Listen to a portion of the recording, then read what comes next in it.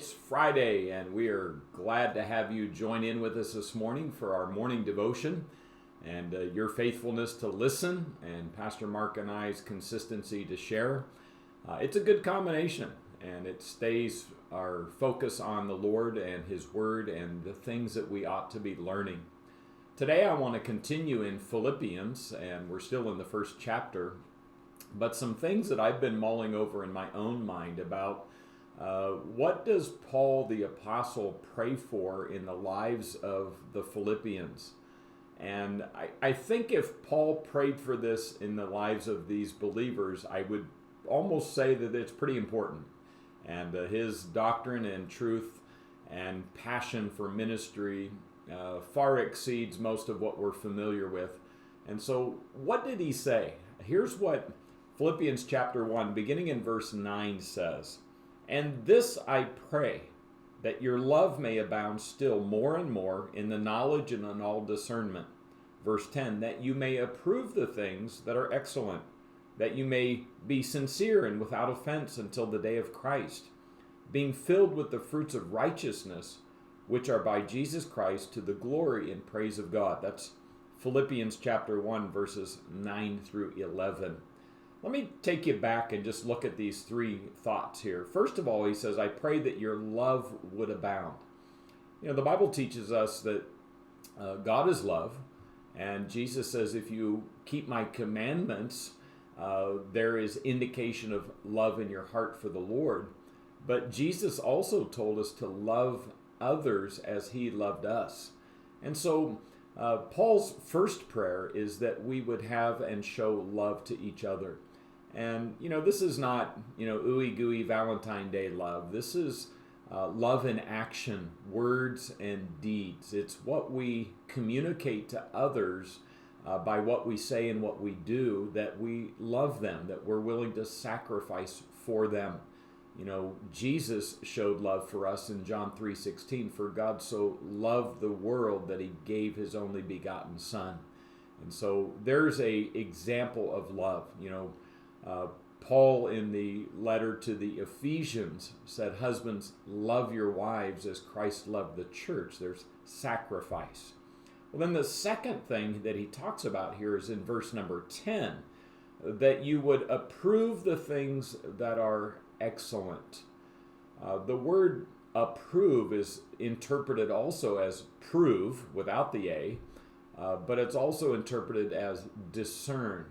And so he says, I want you to discern the things that are excellent. Why? So that you would be sincere and without offense. You know, our mindset and attitude about the things of God begin with our discernment, what the Spirit of God gives to us, that the Word of God teaches us. And so as we look at life and choices and what is holy and righteous and godly, we discern them so that we live the right way. So Paul's praying for them to love, but he's also praying for them to discern. And then the third thing out of this, verse 11, being filled with the fruits of righteousness. These are our actions. And so we love people relationally, we discern internally, and now we do externally that which is righteous, acts of righteousness. You know, the Bible teaches us in Romans chapter 12 and also in 1 Corinthians 12 that we have a spiritual gift. And it teaches us what those spiritual gifts are. And then in 1 Peter chapter 4, he says that as good stewards, as being responsible managers of the gift we have, we are to use our gift.